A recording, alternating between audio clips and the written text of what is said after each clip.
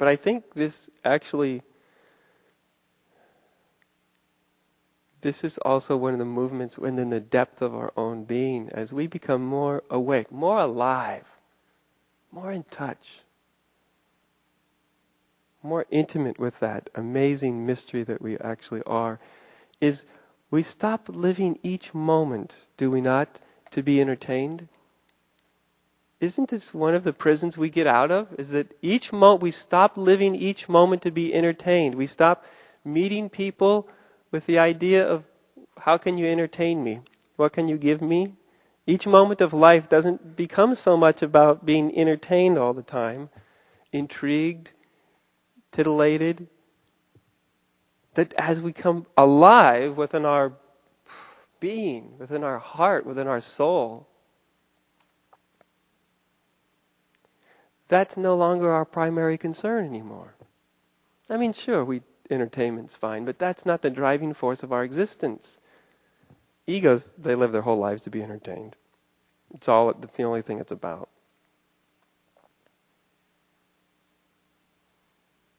But from our spiritual heart, you see it, life becomes about something different, doesn't it? It's not just, what can everything do for me?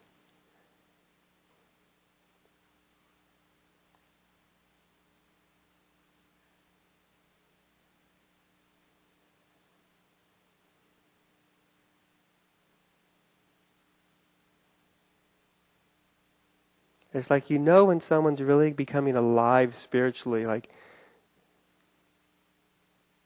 because they're not always rearranging their garden to make it look better. And I mean, their life. You think about a garden, a lot of people they're always rearranging. Where I live, everybody's rearranging everything.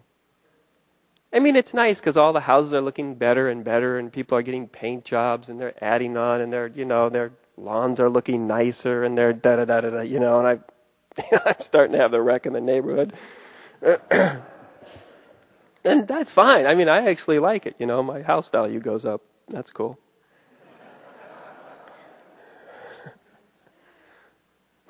But it's also, sort of striking. I've seen the more alive people come, really alive in spirit, alive to their essence, to their source, and alive to the aliveness in the world around them. They stop rearranging everything. There starts to be this thing called appreciation. Appreciating what is. Isn't that what the truth of our being does?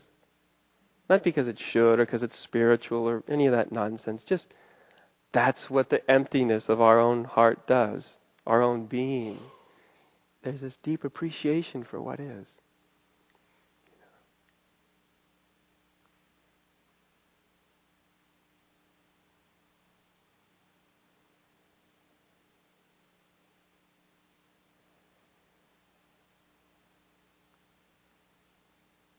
That's the beginning of love,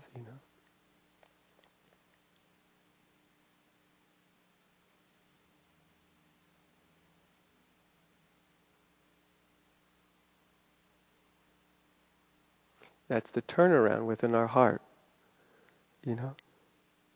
Not so much, can you entertain me, but can I appreciate you? Very different, isn't it? Not that you're actually asking yourself, can I appreciate that? Not that, but just as a way of voicing it. The turnaround. The turn becomes from looking at everything in terms of what it can give me to what can I actually see? What's actually here? Without it changing. And that's an amazing thing I also saw through clicking through the TV. I see people on the TV. And if you actually look at them, if you drop your concept, there's a beauty there. Even when they're being totally asleep at the wheel. Totally ridiculous, totally caught. But if you can actually see, it's like you can almost see something as if it were winking back at you, like, hey, I'm playing a good part, aren't I?